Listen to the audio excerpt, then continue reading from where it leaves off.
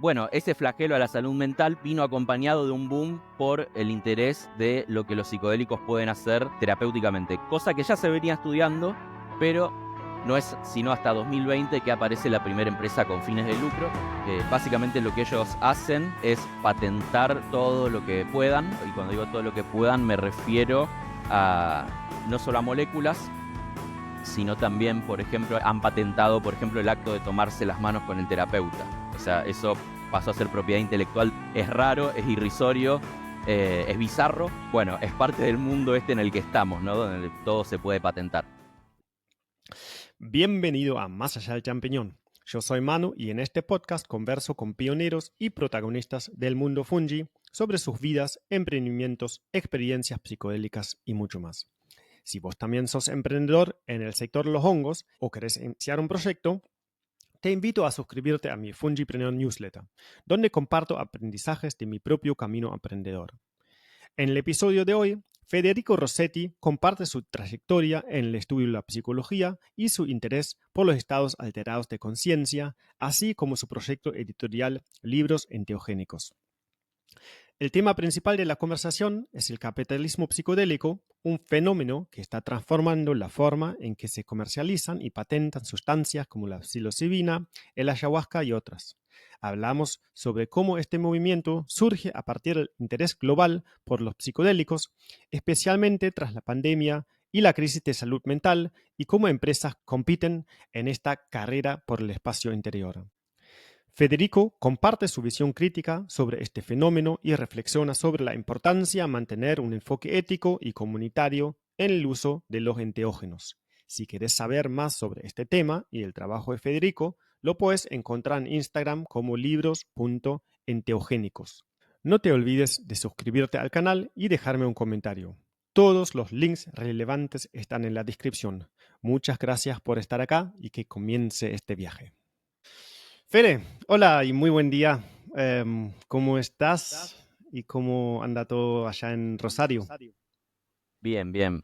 Buenos días, Manu.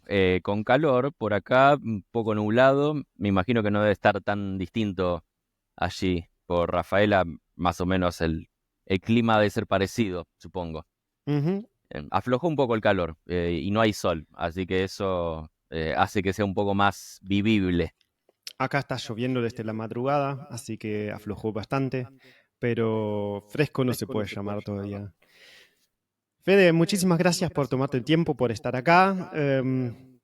Contame un poco quién sos y a qué te dedicas, porfa. Bueno, yo empecé a estudiar psicología en 2006. Vine a Rosario con ese objetivo, estudiar psicología, objetivo que pude culminar 10 años después, 2016 me recibí. Ya en 2006 me interesaba mucho el tema de los estados ampliados, modificados, alterados de conciencia. De hecho, la razón por la que empiezo la carrera tiene que ver con mi interés por los estados alterados de conciencia, inducidos por plantas, sobre todo. Yo ya había tenido alguna experiencia con cannabis, algunas cuantas, y había leído las enseñanzas de Don Juan, del libro de Carlos Castañeda, que es como la puerta grande, son como las dos grandes puertas, ¿no?, para entrar al mundo de las plantas y el chamanismo, el cannabis y las enseñanzas de Don Juan. Así que, bueno, cursé mis estudios que mucho no tuvieron que ver directamente con estos temas, porque en la facultad recién ahora está habiendo un movimiento, digamos, de, bueno, de autores, de bibliografía, de intelectuales y de estudios acerca del tema de las plantas. Pero bueno, sí, por lo menos me ha aportado elementos para pensar estados alterados de conciencia, como la locura, por ejemplo. Podríamos pensar que es un estado alterado de conciencia no farmacológico. Bueno, los sueños, ¿no? Como mucho desde el psicoanálisis se trabaja con los sueños, el pensamiento simbólico, el lenguaje. Entonces, bueno, como que se fueron cruzando esos intereses y, bueno, esto acompañado de mi propia revisión, digamos, bibliográfica. He sido bastante autodidacta tanto en el estudio como en la práctica, digamos, en el uso de plantas. Y en el estudio, bueno, mm, los libros y la bibliografía hoy quizás es un poco bastante más accesible que antes, pero cuando yo estaba con todos estos temas era difícil acceso, excepto por internet. Bueno, en internet se podían conseguir varios libros y archivos y documentos, cosa que me llevó también a, primero, una necesidad personal de instruirme y de poder leer estos textos. Entonces empecé a encuadernar, como a imprimir libros y a encuadernarlos de manera artesanal, lo cual dio lugar a Libros Enteogénicos, que es un proyecto editorial que vengo teniendo desde 2017. Y bueno, no solo una necesidad personal, sino también un deseo de compartir esto con la comunidad y de que, bueno, pueda haber un diálogo y que se empiecen a generar redes eh, y de conocimiento, digamos, con estos temas. Entonces, bueno, los libros, el formato físico y que sea a un precio accesible de textos que si no de otra manera serían muy difíciles de conseguir. Bueno, eso empezó también a permitir como que haya cierto flujo, cierto movimiento en mi vida con, bueno, con otros actores de la comunidad, digamos, psicodélica y de las plantas enteógenas. Y bueno, eso me llevó a distintos lugares, el tema de la editorial también. Sí, en la charla previa hablamos un poco sobre o usamos un poco una frase, hoy ya también la usaste, abrir una puerta. La verdad que ayer y antes de ayer más que nada estuve leyendo mucho de tus publicaciones, artículos, y la verdad que me complicaste bastante la vida porque me abriste muchas puertas nuevas. O puertitas que parecían chicas se hicieron más grandes. Así que no sé en qué momento voy a poder leer tanto como me gustaría sobre muchos de estos temas que estás mencionando en tus artículos. Um, en libros enteogénicos, ¿qué libros estás editando y publicando? Bueno, tenemos como la selección oficial, digamos, de la editorial, son libros de autores que residen en Latinoamérica. El primero de ellos, digamos, como el primer gran título de la editorial, fue Las visiones y los mundos de Pedro Favarón, que es un peruano que nacido en Lima, em, pero que tiene un vínculo filial también con Argentina.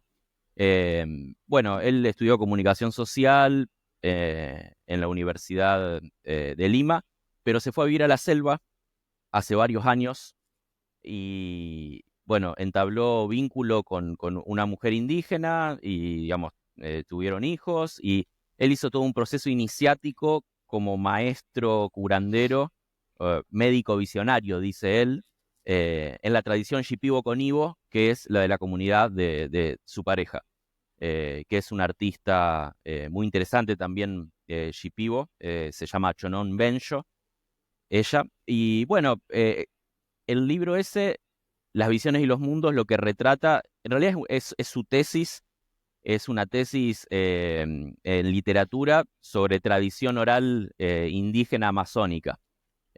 Un libro, o sea, es bastante complejo, digamos, no dicho así, es como todo parece muy complejo, pero uno lo lee y se encuentra con mitos, con leyendas, con historias de comunidades indígenas amazónicas ayahuasqueras.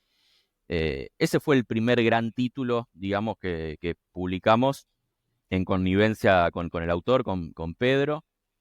A esto le siguieron un par de ediciones de artículos de un médico francés que se llama Jacques Mavit, que está por cumplir ahora 70 años, y la mitad de su vida la pasó también en la Amazonía peruana, eh, y él es director, y ha sido director durante más de 30 años de un centro de rehabilitación para toxicómanos y toxicómanas, toxicomanías, ¿no? Problemas de consumo, eh, tratados con plantas medicinales y psicoactivas de la Amazonía peruana, entre ellas ayahuasca, por ejemplo. Bueno, entonces tenemos el libro de Pedro Favarón, estos dos libros de artículos de Jacques Mavit.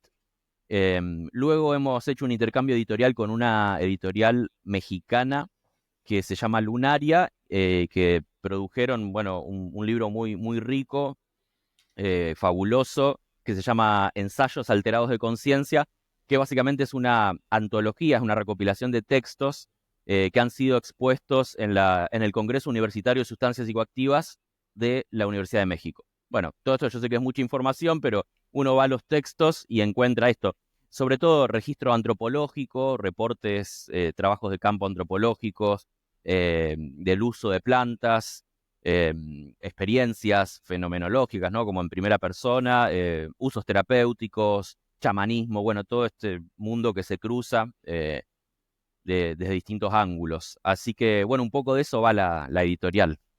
Sí, se encuentra una serie de los libros publicados en tu Instagram. ¿Cuántos libros hay publicados y cuántos hay disponibles actualmente? De estos títulos oficiales que te digo, serán 5 o 6, así como propios de la editorial. Luego hacemos libros por encargo también. Siempre hay gente que nos pregunta si alguna edición que no se consigue, pero en físico, pero que está circulando digital, si se puede hacer, y normalmente decimos que sí, porque bueno, a mí particularmente me interesa facilitarle la lectura a gente que esté ávida de conocimiento en estos temas. Así que normalmente extendemos el catálogo también a otros textos que nos llegan y bueno, eh, está bueno eso, que sigue circulando, se va renovando permanentemente el interés y el catálogo, así que en eso estamos. Ujú, bien.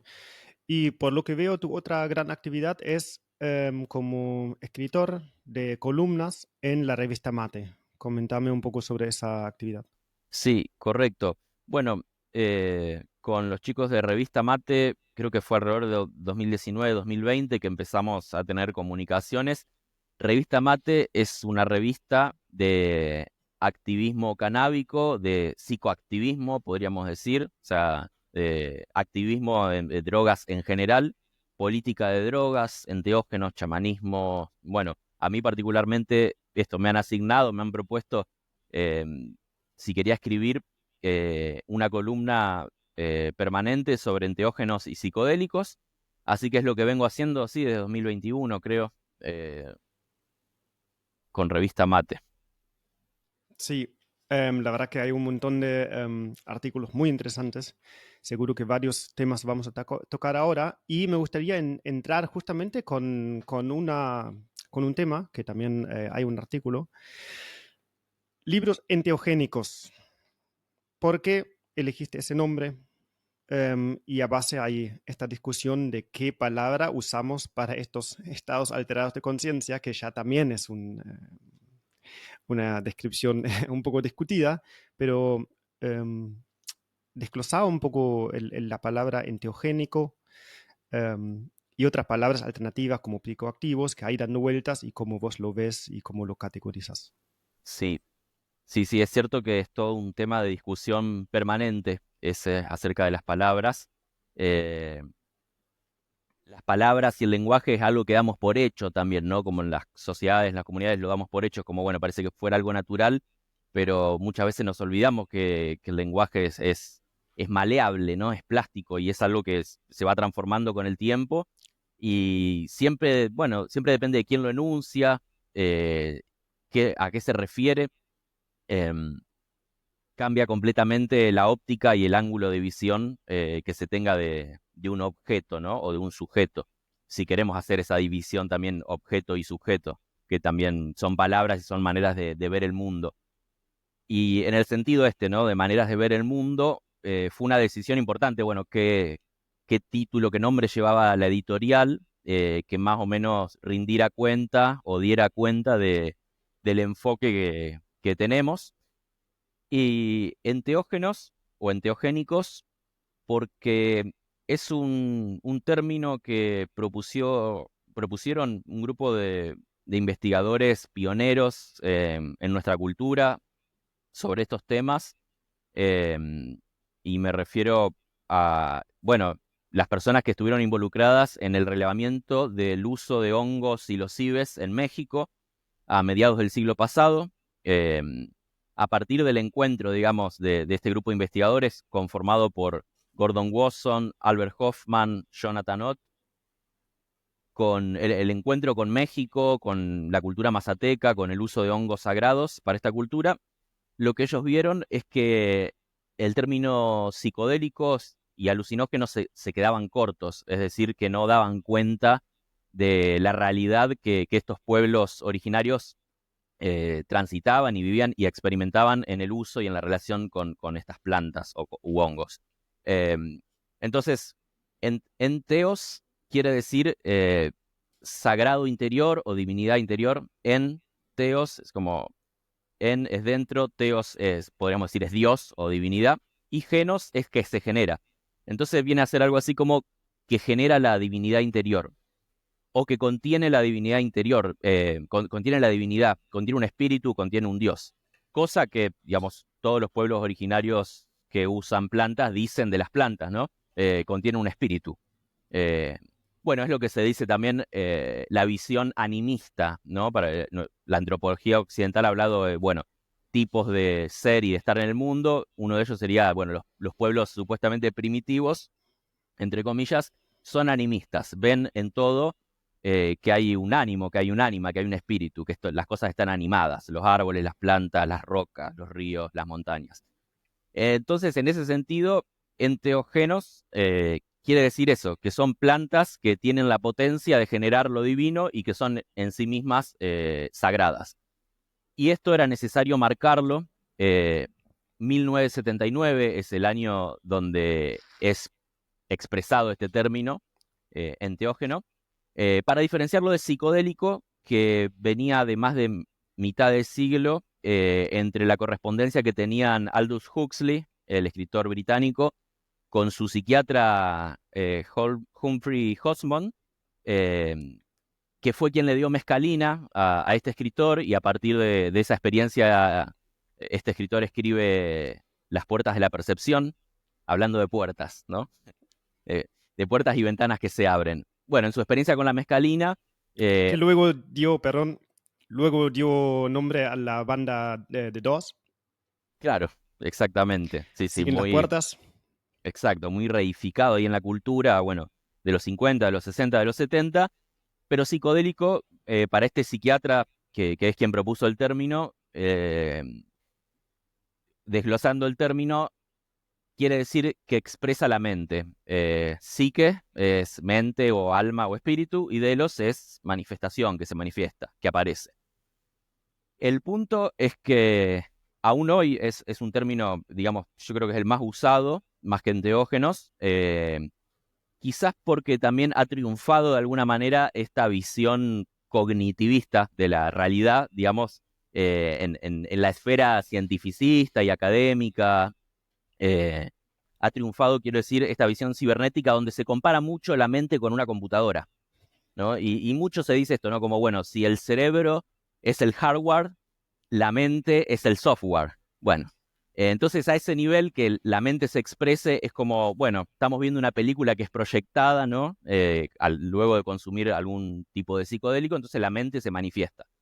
Pero lo que pasa en estos pueblos originarios donde, bueno, este grupo de investigadores dijo, parece que lo que aquí pasa tiene que ver más con otra cosa, más que con lo mental, tiene que ver con lo espiritual, por eso enteógenos, ¿no? Como que se manifiesta algo sagrado y divino, más allá de lo solamente mental, que no quiere decir que no esté, porque también obviamente está, y los efectos psíquicos, cognitivos, mentales, pero pasa algo más, ¿no? Algo difícil de explicar, algo inefable, algo que no puede ser dicho, eh, y que no puede ser dicho por su naturaleza, no porque uno no quiera decirlo, sino porque no se puede expresar la potencia de esas vivencias. Entonces, bueno, Enteógeno más o menos trata de circunscribir ese sentido.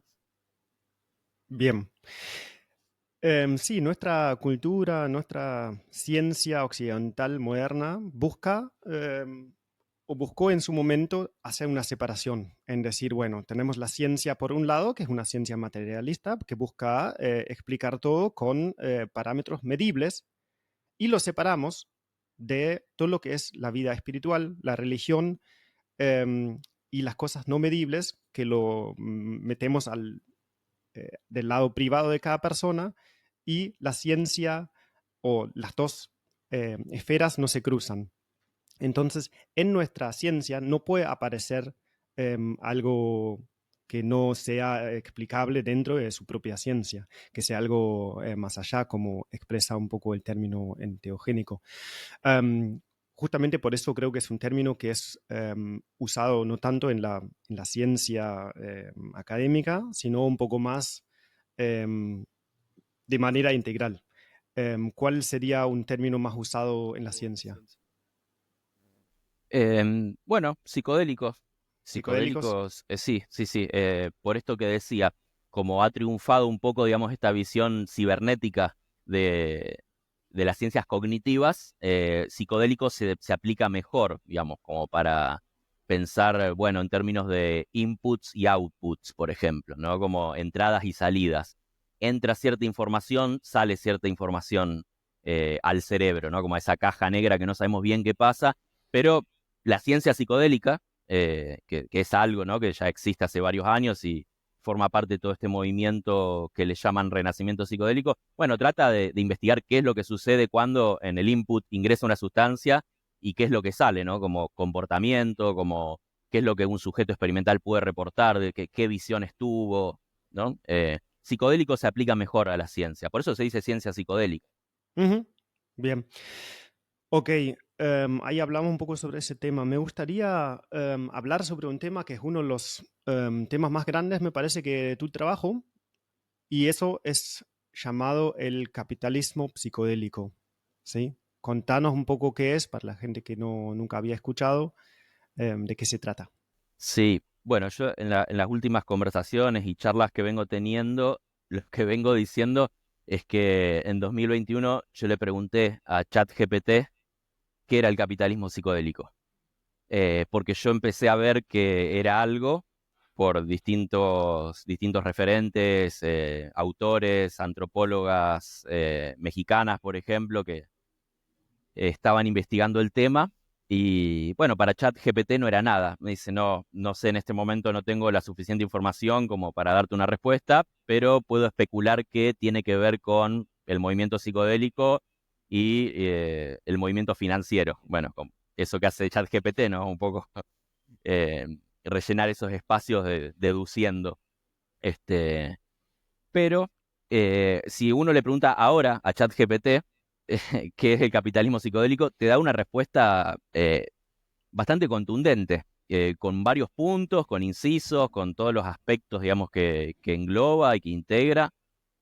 Y así, digamos, rápidamente podemos decir que es esto, ¿no? Que es el cruce entre los movimientos financieros y ciertos intereses económicos grandes, sobre todo de farmacéuticas, por captar o capturar eh, los potenciales terapéuticos de ciertas moléculas y sustancias psicoactivas psicodélicas. Em, Dicho de otra manera, con la pandemia de SARS-CoV-19 de la que venimos, 2020, hubo un boom no solo del flagelo de la salud mental, digamos, ¿no? Como que se puso en primer plano lo pernicioso que fue el encierro, que fue esta paranoia permanente del el virus y del enemigo invisible que se filtra por todos lados y que no sabemos dónde está. Bueno, un tipo de paranoia colectiva, se podría decir, con una base, con un fundamento material, pero invisible. Bueno, ese flagelo a la salud mental vino acompañado de un boom por el interés de lo que los psicodélicos pueden hacer terapéuticamente, cosa que ya se venía estudiando, pero no es sino hasta 2020 que aparece la primera empresa con fines de lucro, que se llama Compass Pathways, eh, que bueno, básicamente lo que ellos hacen o empiezan a hacer es patentar todo lo que puedan, y cuando digo todo lo que puedan me refiero a no solo a moléculas, sino también, por ejemplo, a la disposición de un gabinete psicológico en el cual se llevaría a cabo una terapia psicodélica, con lo cual han patentado, por ejemplo, el acto de tomarse las manos con el terapeuta. O sea, eso pasó a ser propiedad intelectual de Compass Pathway en un momento. Es raro, es irrisorio, es bizarro. Bueno, es parte del mundo este en el que estamos, ¿no? Donde todo se puede patentar. La cantidad de patentes de Compass Pathway son centenas, son muchísimas. solo para patologías tenían más de 70 el año pasado. Quiero decir, para patologías quiere decir para tratamientos de sustancias para determinadas patologías. Bueno, eso es un poco el capitalismo psicodélico, encontrar cuáles son los potenciales terapéuticos de determinadas sustancias y moléculas, aplicarlos en diagnósticos específicos, y eso, bueno, que conlleve un tratamiento, que conlleve distintos dispositivos, porque, por ejemplo, hay mucho ahora de dispositivos para administrar psicodélicos como la psilocibina de manera intravenosa, por ejemplo, o parches de psilocibina, o cápsulas sublinguales, y así, como mucho gadget, digamos, ¿no? Con mucho dispositivo pensado para... Bueno, eso es parte de la industria psicodélica y capitalista. Podría citar, por ejemplo, también los vape pen, como los cigarrillos electrónicos, Philip Morris, que Philip Morris tiene al menos 3 patentes para dimetiltriptamina, o sea, para la DMT que se fuma en sus cigarrillos, Philip Morris. Y así, ejemplos hay un montón, digo, ¿no? Una de las últimas notas que yo escribí para la revista Mate era esto, ¿no? En un momento yo subí una tabla donde hasta fines del año pasado se contaban alrededor de 90 empresas eh, asociadas solo a psilocibina, o sea, con patentes que involucran esa sustancia de alguna manera, sea para tratamiento, sea para modificaciones de la molécula, que eso es algo también que está bastante vigente, hacer derivados de la molécula para que psilocibinas sintéticas como Silonex o MSP 1014 o CYP003, tienen esos nombres, estas moléculas, que se le hacen pequeñas modificaciones para que, por ejemplo, el efecto pleno sean 2 horas, lo cual es un tiempo mucho más acotado y manejable para una psicoterapia, ¿no? Para un tratamiento, antes que 6 horas, ¿no? De estar súper loco en un consultorio, ¿no? Bajo el efecto de los hongos. Bueno, en 2 horas hace el efecto completo y eso es mucho más manejable.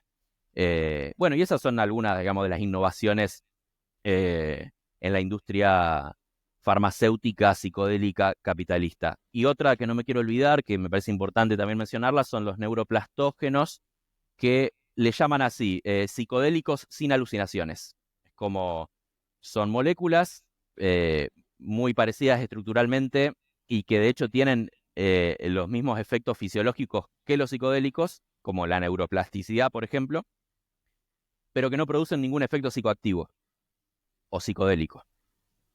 Entonces, bueno, esto, ¿no? Esto es más o menos el mercado del capitalismo psicodélico. Sí, quizás podemos aclarar un poquito más. ¿Cuál es el interés y cuál es la manera de hacerlo y cuál es el negocio de las farmacéuticas con los psicoactivos? ¿Cómo funciona? ¿Cómo se puede patentar una molécula? Vos te decís que se puede patentar una cosa como el terapeuta de la mano, que es una cosa muy absurda, pero ¿cómo se patenta algo y cuál es el negocio? Sí, es una buena pregunta y eso es toda una línea de investigación, digamos, si se quiere.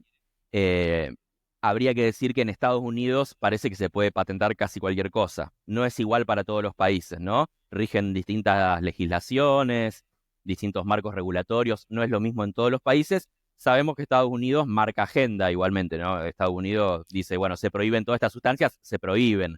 Y quienes no las prohíban, bueno, algún tipo de represalia van a tener, alguna consecuencia van a tener que pagar por no alinearse estrictamente o distanciarse demasiado de las políticas hegemónicas, ¿no? Entonces, hay que ver qué pasa ahora, ¿no? Si esta fuerza que se viene haciendo desde los movimientos financieros, ¿no? Y el capitalismo psicodélico pujan para que algo de esto se legalice o se regule, pero bueno, había una periodista estadounidense del el medio periodístico Vice. Yo he leído varios de sus artículos y varios de mis artículos están nutridos por algunas informaciones que ella daba. El nombre de ella es Shaila Love.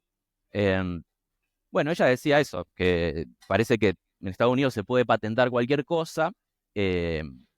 Después hay que ver si la aplicación de la patente es efectiva, digamos, cómo eso se puede efectivizar si realmente es algo viable, pero en principio se puede, o sea, uno, bueno, puede patentarlo, después hay que ver cómo eso se vuelve algo capitalizable, ¿no? Y algo operativo en lo real. Entonces lo que sucede con muchas de estas patentes, como las de esta empresa que yo mencionaba, Compass Pathways, es que después pueden ser revocadas. Son patentes que después se pueden caer porque no son útiles o porque...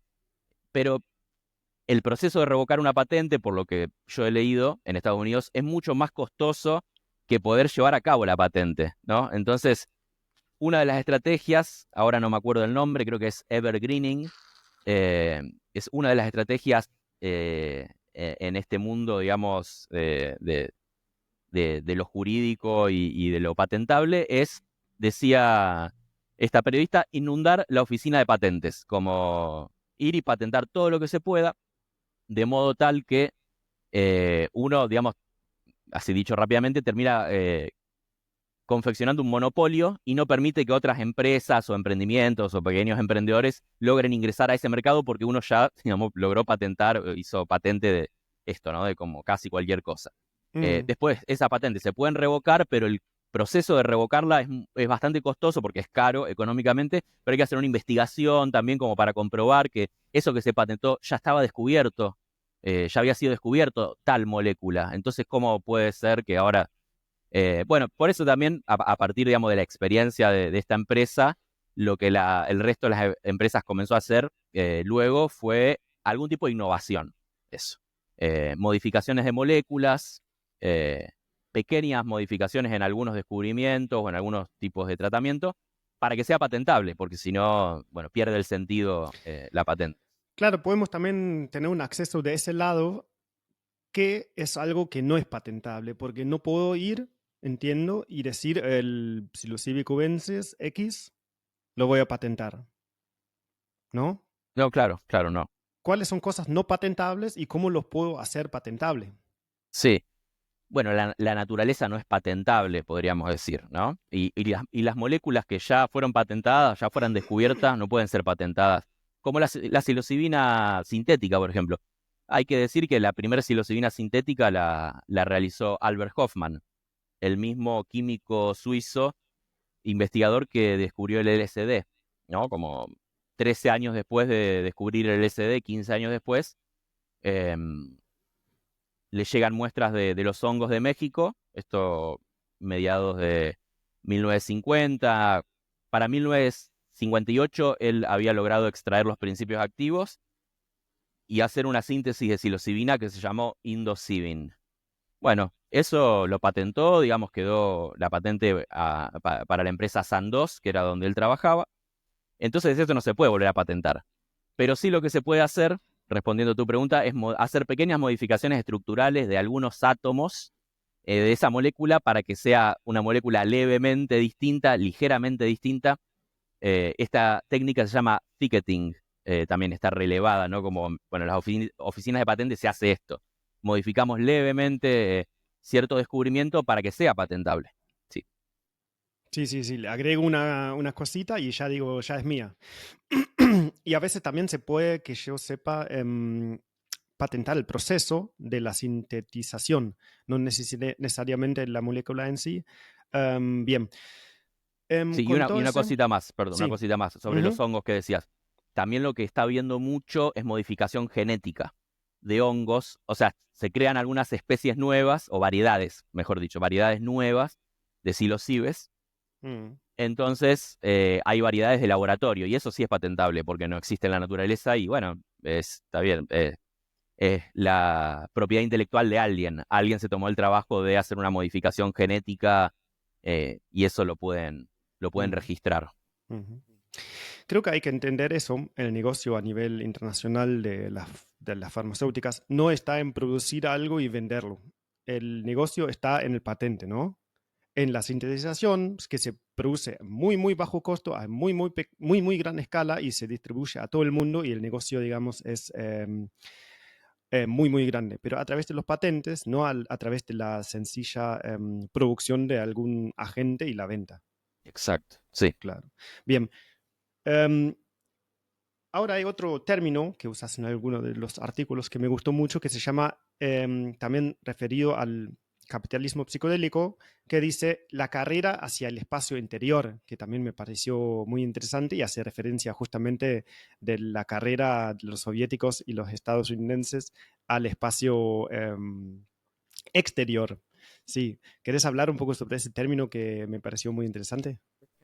Bueno, tiene que ver con todo esto, ¿no? Como a partir de lo que decíamos, bueno, la crisis de salud mental que ya venía existiendo, no podemos decir que es un producto de la pandemia, pero la pandemia ha resaltado y claramente ha dejado secuelas y, digamos, mucho, mucho se empezó a hablar a partir de la pandemia de la importancia de la salud mental en esa coyuntura, en ese contexto. Empiezan a aparecer, a brotar como todas estas compañías farmacéuticas o laboratorios con intereses de, bueno, esto de ver qué molécula sirve para qué tipo de trastorno, ¿no? Para qué tipo de dolencia o padecimiento psíquico o físico también, fisiológico. Hay varios psicodélicos que se están investigando para enfermedades neurodegenerativas, digamos, ¿no? Como para Parkinson, Alzheimer, va más allá de lo psíquico. eh, pero bueno, creo que la carrera al espacio interior sí tendría que ver con eso, a ver quién llega primero a acaparar un mercado de salud mental y de salud en general, ¿no? Vista como un negocio, como un servicio más que como un derecho, ¿no? Entonces, bueno, eso, esa carrera termina siendo una batalla, ¿no? Una especie de guerra de patentes también como fue nombrado en ese artículo de la revista Mate, esta carrera. Eh, Mm, sí, y lo que mencionan muchos es que hay una crisis de todo el mundo occidental, por lo menos, de la salud mental. Una gran crisis que justamente rebalsó y salió más a la luz con todo lo que era COVID, pero también con otros tipos de problemas, adicciones, depresiones. La verdad que dicen que es un problema muy grande y bueno, ahí encontraron o analizaron cuál puede ser el negocio con esa gran demanda que hay de personas enfermas y justamente es un poco la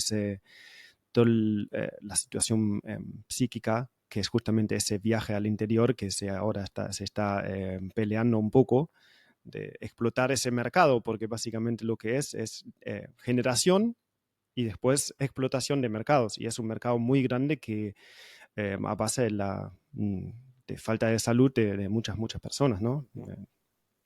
sí, sí, Bien, mira, mencionamos algunas palabras, algunos personajes que se vienen mencionando mucho. Me gustaría charlar un poco sobre ese tema y el inicio, el descubrimiento de los psicodélicos, más que nada de los hongos psicodélicos, para la ciencia occidental, ¿no?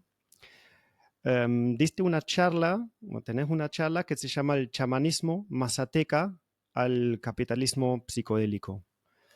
Ya mencionaste el descubrimiento de Hoffman con el LSD y después estuvo también involucrado al descubrimiento y a la capitalización, se puede decir, de los hongos en México. Puedes introducir un poco a la historia, a los personajes, que la verdad que es una historia muy mencionada, pero muy interesante para aquellos que no la conocen. sí. Sí, sí, claro, porque Albert Hoffman descubre el LSD en 1938. En realidad es cuando lo sintetiza por primera vez, pero no da con sus efectos sino hasta 1943, cuando tiene la experiencia psicodélica, que también fue por un error de cálculo de laboratorio. Digamos, él no estaba buscando una experiencia psicodélica, sin embargo, la obtuvo mediante, bueno, la manipulación de los elementos en el laboratorio. No se sabe muy bien cómo ni por qué, pero bueno, una de las hipótesis es la potencia del LSD, ¿no? Que es una sustancia tan, tan potente que es activa al nivel de las millonésimas de gramo, ¿no? De los microgramos. Entonces que, bueno, bastaría una cantidad eh, no tan significativa que ingrese de manera tópica por la piel, por ejemplo, para tener un efecto, o en alguna mucosa sobre todo, no alguna mucosa del cuerpo. Entonces, claro, para 1943 Hoffman tiene esta experiencia en Suiza y el LSD comienza a ser una novedad en el ámbito clínico médico y no salió digamos, del ámbito clínico médico y de los laboratorios durante un par de décadas prácticamente, donde se dispensaba LSD para, digamos, todo el mundo del ámbito médico, clínico, psiquiátrico, psicológico y psicoanalistas que quisieran experimentar para ver qué potenciales usos tenía la sustancia. Bueno, eso hizo, todo este fenómeno hizo de Albert Hoffman una persona muy conocida, ¿no? En ese ambiente. Y esto sucedió en 1943. A partir de ese año comienza, ¿no?, a circular el LSD. El LSD viene a ser como la molécula madre de la psicodelia nuestra, occidental, de nuestra cultura. Eh, es un derivado semisintético porque parte de la síntesis de un hongo también, pero es un hongo que si uno lo come así silvestre y naturalmente se termina muriendo porque es súper tóxico. Eh, el cornezuelo de centeno, Claviceps purpurea es el nombre científico. Bueno, a partir de eso y en la década siguiente, Gordon Wasson, una persona que pertenecía, bueno, a otra cultura, a otro continente, Estados Unidos, estaba en pareja con una rusa médica pediatra, ya casados y hacía mucho tiempo que venían investigando los hongos en el sentido amplio, porque decían, bueno, como que ella, Valentina, amaba los hongos y los usaba para las comidas y tenía muchas palabras bellas y afectuosas para referirse a los hongos, mientras que Gordon Wasson, perteneciente, bueno, a los Estados Unidos, donde en inglés hay unas pocas palabras para referirse a los hongos y son todas despectivas, vinculadas a lo nefasto, a lo podrido, a lo que no sirve, tenían como ese interés, esa curiosidad, ¿no?, esa perplejidad de por qué esa diferencia cultural tan significativa. Entonces empezaron a hacer un trabajo de campo muy intensivo acerca del uso de los hongos en distintas culturas y eso lo llevó a México. Lo llevó a México después de más de 20 años de investigación. O sea, hacía mucho tiempo que estaban investigando, gente de recursos, además, porque Gordon Wasson era banquero, eh, entonces tenía tiempo, digamos, y dinero como para, bueno, propiciarse los viajes, las contrataciones, los equipos de investigadores, y a partir de eso lo convocan a Albert Hoffman. Cuando en 1955 finalmente llegan a México y dan con la chamana mazateca María Sabina, a partir de esa experiencia de la cual se dice que Gordon Wasson es el primer hombre blanco en haber tenido una experiencia tradicional mazateca con hongos. A partir de esa experiencia surge la pregunta de, bueno, ¿y qué son estos hongos, ¿no? ¿Y qué contienen? ¿Y por qué hacen lo que hacen? A partir de esa experiencia, parece que el hombre más indicado para convocar fue Albert Hoffman. Entonces ahí se suma al equipo de investigadores. Bueno, y la historia sigue, por supuesto.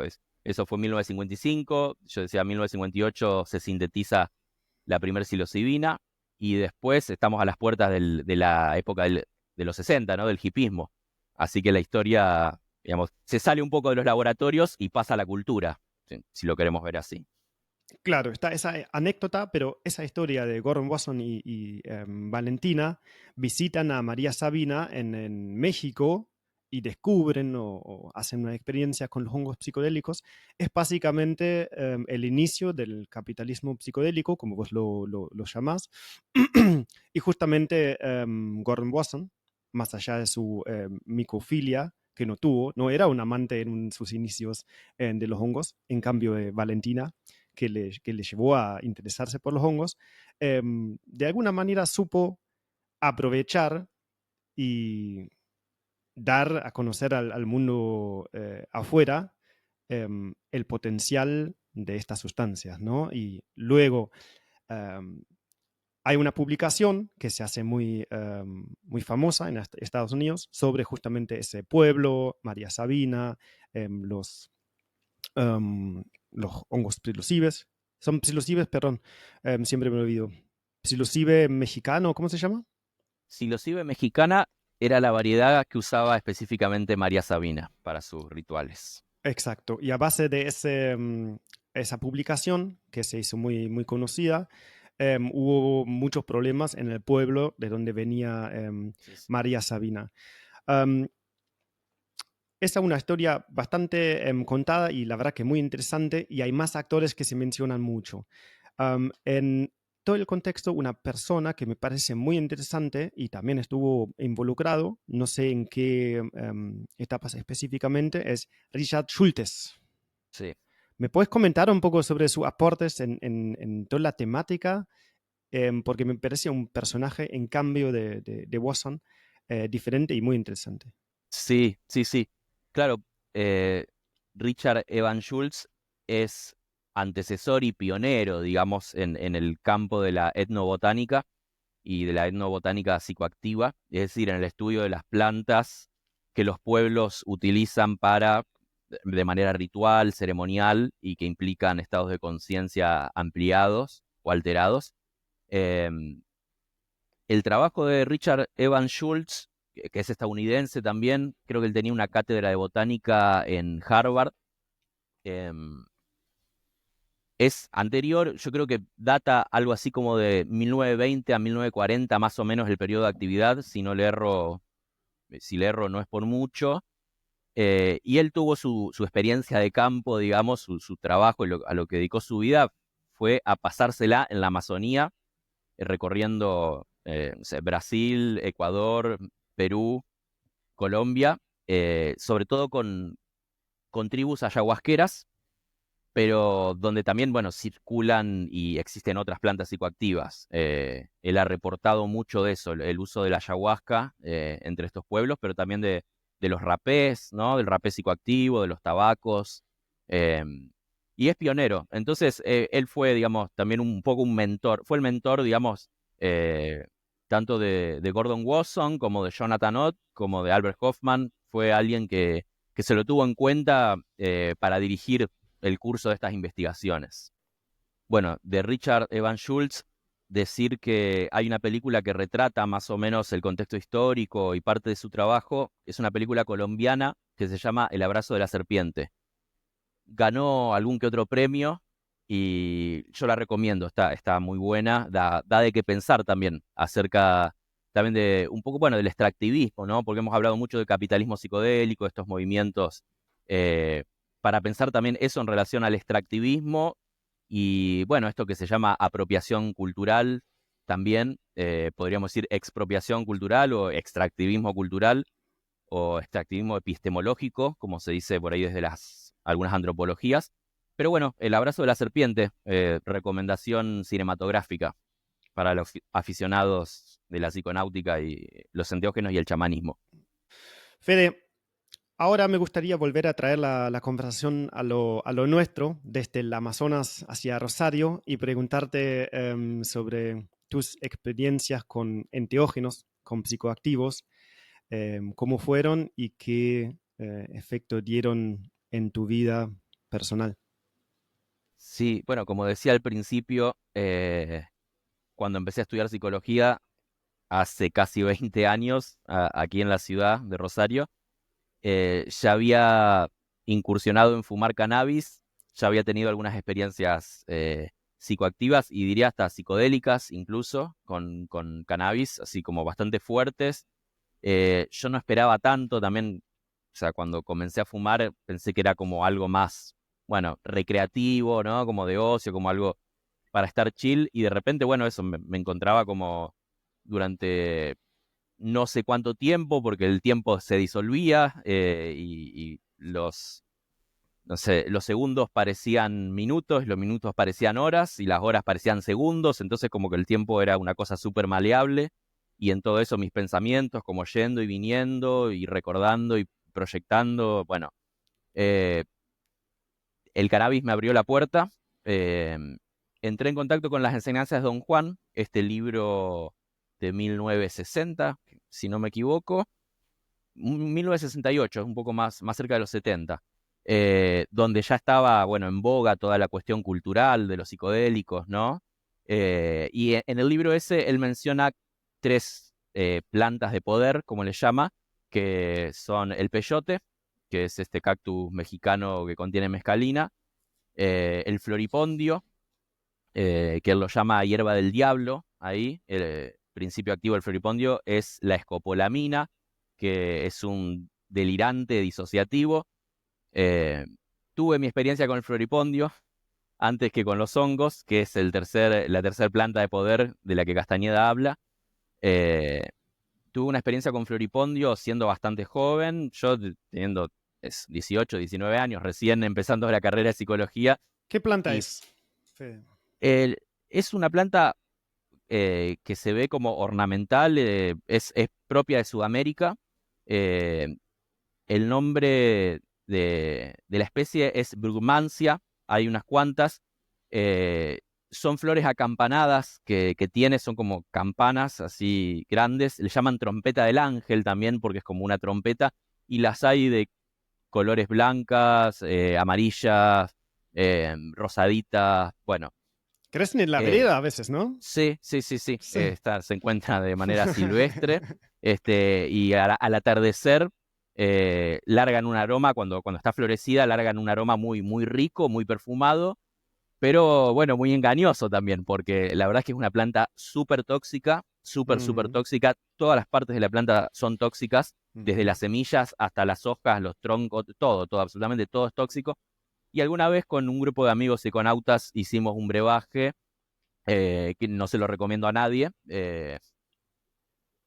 solo a partir de las hojas, no de las flores. Eh, las flores es donde mayor concentración de escopolamina hay, pero nosotros usamos las hojas, hicimos, no me acuerdo, como 1,5 litros, una cosa así de brebaje, y tomamos algunos tragos. Em, bueno, mientras estuvimos juntos con este grupo de amigos, no pasó mayor cosa, pero resultó ser que en un momento yo regresé a mi casa donde estaba solo y pensaba que, bueno, era un lugar seguro. Creo que en eso no me equivoqué, creo que eso estuvo bien, fue una buena decisión. Pero a partir de que crucé la puerta de mi casa, ya no estuve solo, porque no estaba solo en mi cabeza, como dicen los franceses, en el sentido de que empecé a escuchar voces, voces, voces. eh, Sentía que los objetos me hablaban, pero, pero era una situación muy peculiar la que se daba porque los objetos me remitían a personas. Es decir, quizás yo veía este mouse y a este mouse se le superponía la cara de Manu, en la tuya, por ejemplo, y sentía que a través de este mouse yo hablaba contigo. Eh, por ejemplo, ¿no? Hablaba con un amigo que había visto ese día. Y luego miraba por otro lado y veía una lapicera, y esta lapicera era mi amiga que había estado la semana pasada, y así, bueno, durante 12 horas. Uh, 12 horas. Suena Eh, divertido, pero fue agradable. no, no fue para nada agradable, de hecho Mm, fue muy desagradable. Uno pierde la memoria y pierde la conciencia de que tomó algo, inclusive, o sea, uno no recuerda que está drogado, no, es algo que se borra. Yo cada tanto tenía milésimas de conciencia, microsegundos, no sé cuánto, pero era como, todo se detenía y era como, esto que está sucediendo es muy extraño y no entiendo, era confusión, o sea, era sentir la confusión en el nivel más pleno y desconcertante que te puedas imaginar. Era como, estoy muy confundido, no sé qué está pasando, pero algo está raro, algo está raro. Y de nuevo, me empezaba a hablar el sofá, o veía gente en casa, yo estaba solo en mi casa, pero veía a algunos de mis amigos que se movían, iban, no sé, de la cocina al comedor, o del comedor al living, y yo salía a buscarlos. Y pensaba por mis adentros, porque esta gente desaparecía luego, pensaba como me están haciendo una broma, se están escondiendo de mí. Y bueno, así. Un delirante muy poderoso, para nada recomendable, pero bueno, fue una de mis primeras experiencias fuertes que me marcó, digamos, porque me dejó este precedente, al igual que con el cannabis, pero de otra manera, de que, bueno, se puede estar y percibir el mundo de una forma muy distinta a la que estamos acostumbrados. O sea, la percepción, el punto de vista, eh, los pensamientos, las emociones pueden variar a niveles insospechados, ¿no? Como la mente es realmente un misterio en ese sentido. Por último, llegaron las experiencias con los honguitos, eh, ya estando en Rosario y participando de aquel momento, digamos, de lo que era casi un folclore del litoral, podríamos decir, que es ir a buscar hongos al campo, ¿no? Ir a cosechar hongos después de la lluvia, después del calor, de verano, en ciertos campos donde crecen silvestres, en la bosta, y comerlos frescos, comerlos sin pesarlos, o sea, muy distinto a las prácticas que ahora, digamos, se llevan a cabo, ¿no? Con el cultivo y el indoor y todo eso. Como, bueno, todo mucho más silvestre, más intuitivo, y hemos tenido experiencias muy fuertes también con amigues, muchas experiencias fuertes solo, también estando solo en mi casa, como decía Terence McKenna, eh, la experiencia más recomendada para él con la luz apagada, acostado en mi cama y quizás una música de fondo, como mucho estímulo. Eh, y Terence McKenna, este portavoz también de la cultura psicodélica estadounidense, decía como, bueno, la gente no entiende por qué eso puede ser una experiencia gratificante. Y es como, bueno, prueben comer 5 gramos de hongos secos o, no sé, 20 gramos, 30 gramos de hongos frescos y tener esa experiencia. Bueno, realmente fue un parque de diversiones interior, fue, sí, la carrera por el espacio interior, pero vivido como un parque de diversiones en el sentido bastante literal, digamos, con mucha diversión, pero también con mucha adrenalina, con mucho vértigo, con sentir que estoy subido arriba de una montaña rusa allí en el pico y de repente baja con todo y mucha intensidad, por momentos miedo también. Estamos hablando de macrodosis, por supuesto, dosis altas. Pero bueno, particularmente con los honguitos yo estoy muy agradecido porque me abrieron a un tipo de experiencia mucho más noble, digamos, como más cariñosa, más afectuosa, más cálida, que me ha llevado a pensar mucho en los vínculos, en las redes, en las personas, en los afectos, en ser más agradecido, en agradecer, en perdonar, en perdonarme. Eh, bueno, un enteógeno, digamos, realmente una experiencia de otro orden. Eh, Así que bueno, ese es un poco, esa fue mi iniciación así contada rápidamente.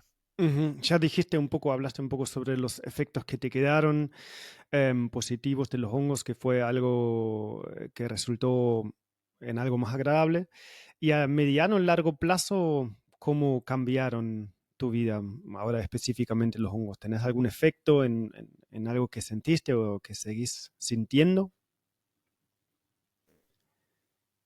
Es una pregunta compleja, sí, es difícil. Yo creo que, como decía, estas experiencias marcan un precedente en que el punto de vista puede variar, digamos, ¿no? Uno normalmente, y se habla, ¿no? Como de el estado de conciencia por defecto, ¿no? Como que tenemos el estado de vigilia, y esto es como un descentramiento o un punto de vista alternativo que hasta que no se lo experimenta uno no lo conoce y cree, ni se lo imagina y cree que es algo que no existe, no lo da por hecho, ni mucho menos.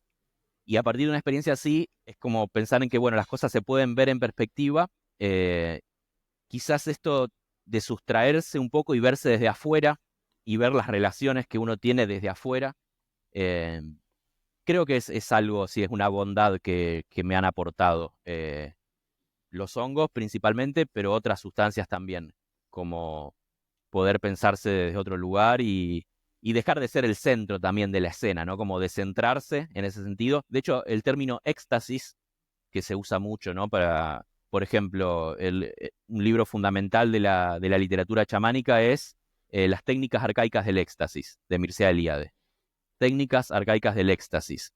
Luego, cuando Gordon Wasson habla de su experiencia con los hongos y María Sabina en México, la primera palabra que dice es éxtasis. Eso es lo que eh, él sintió. Y la raíz de éxtasis, que es griega, quiere decir estar fuera de uno, salirse de sí. Bueno, ahora se le dice la muerte del ego, ¿no?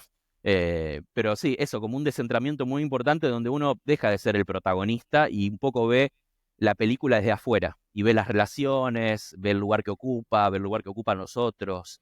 Eso sí me parece que me ha aportado y me parece muy, muy significativo. Claro, yo lo relaciono un poco con el desarrollo de la conciencia, de tener un poco más una idea de que hay otro observador en el juego, no soy solamente mi cabeza y mi cuerpo, sino hay algún otro. Ya empezaste a recomendar un libro, o mencionaste varios libros. Ahora, para una persona que quiere empezar a leer, a indagar un poco por el tema, hay muchos libros que no son los mejores para principiantes o para gente que con un conocimiento básico. Ujú. ¿Qué libros tuyos u otros disponibles en español o principalmente recomendarías para personas que quieren empezar a estudiar toda esa temática de los enteógenos? Sí, bueno, con respecto a los honguitos, para mí un libro iniciático también fue Teonanacatl, hongos de Europa y de América. Son varios autores, es de 1979 y reúne conferencias que han dado Gordon Wasson, Richard Evan Schultz, Albert Hoffman, Jonathan Ott. Eh, es un buen libro para empezar por ahí con los honguitos. Es un buen registro de época también. Ellos son los pioneros, digamos, de nuestra cultura en esta investigación, así que verse un libro que a mí por lo menos me abrió muchas puertas y ventanas. Perdón, un Eh, segundo. Ellos hablaron mucho sobre el potencial terapéutico, ¿no? Han hablado algo, no diría mucho. Ah, no mucho. Han entrevisto las posibilidades que había pero, pero no como se está hablando hoy, digamos, no en los términos biomédicos y tan finos de lo neurofarmacológico. Bien, pero a lo que Sí han voy es, visto. ajá, a lo que voy es, ahora estamos más de 55 años después, ¿y por qué ese libro todavía tiene relevancia o estas voces de los pioneros en el campo?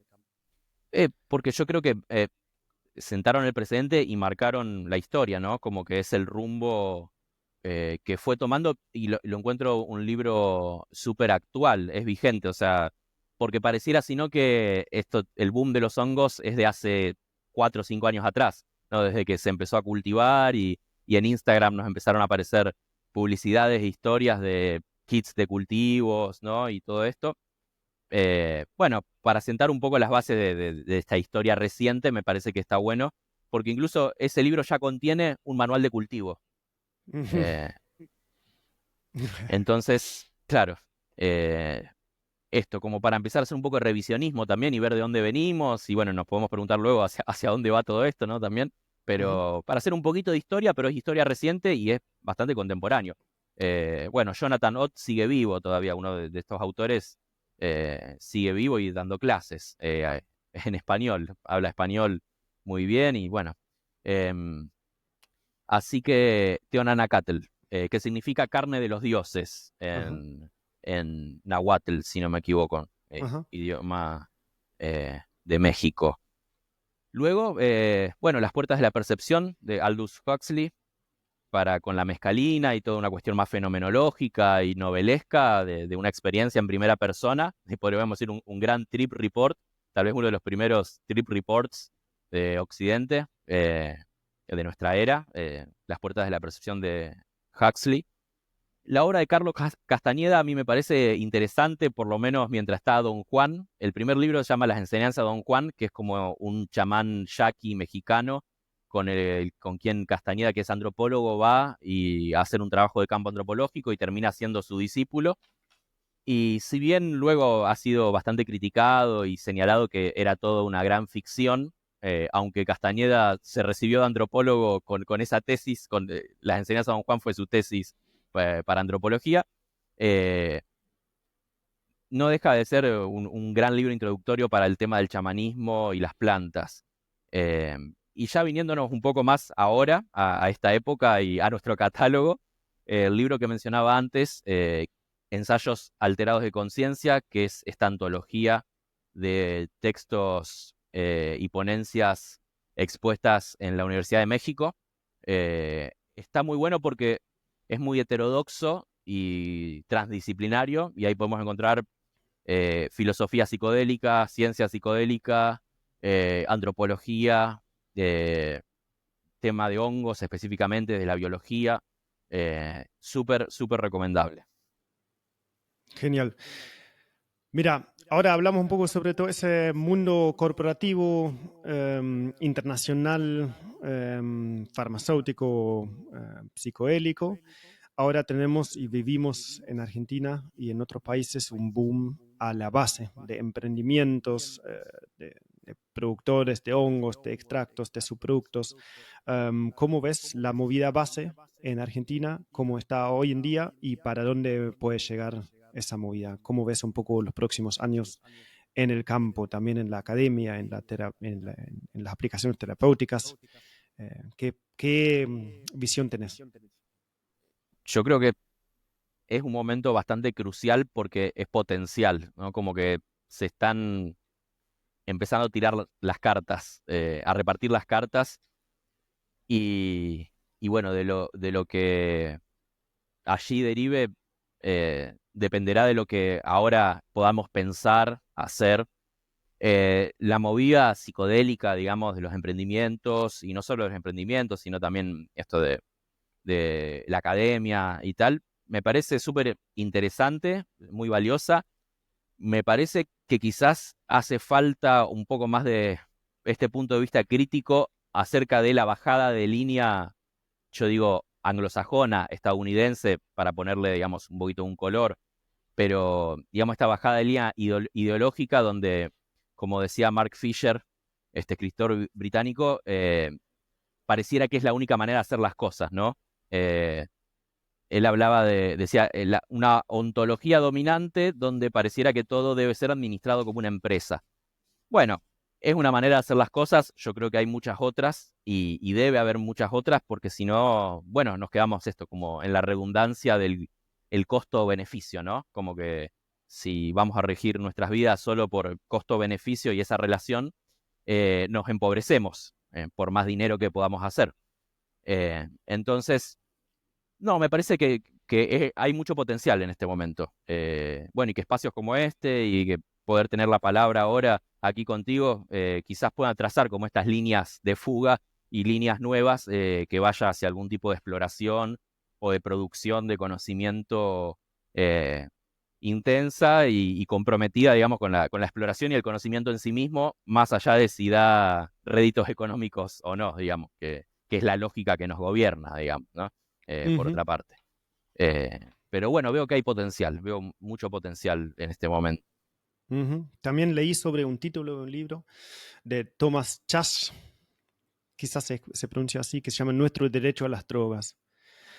No conozco el libro, pero me resonaba mucho con el título, porque básicamente es un poco que algo viene de lo que vos mencionás, de independizarse, de empezar a encontrar o buscar su propio camino con otros, pero no necesariamente con algún intermediario obligado, ¿no? Como es en lo espiritual la iglesia o como si es, como son diferentes instituciones en el consumo de sustancias. Digamos, tenemos básicamente, es un regalo de la naturaleza, que tenemos un tipo de derecho natural a ellos y tenemos que encontrar la forma de consumo, de uso responsable y también de la forma de desarrollar nuestros propios rituales con estas sustancias, sean con los hongos, sea con cosas que ya básicamente conocemos, hoy no hablamos mucho, pero un tema muy interesante, el tabaco, una planta sagrada también americana, y con muchas más cosas, con el café, con el mate, son todos diferentes cosas que nosotros tenemos y deberíamos, de mi punto de vista, desarrollar y establecer nuestras propias modernas eh, nuestros rituales y no solamente mirar hacia atrás y ver qué hicieron los otros, sino también la historia siempre sigue, no podemos plenamente mirar hacia atrás, ver qué se hizo anteriormente en otra cultura, en otros tiempos, sino desarrollar y llevar adelante lo nuestro, en solo y en comunidad. Sí, sí, sí, estoy de acuerdo con eso. Y agregar solamente esto de la revisión histórica, ¿no? Es decir, saber de dónde venimos, pero no para copiarlos necesariamente, sino incluso para poder diferenciarnos y hacer distintos. Muy bien.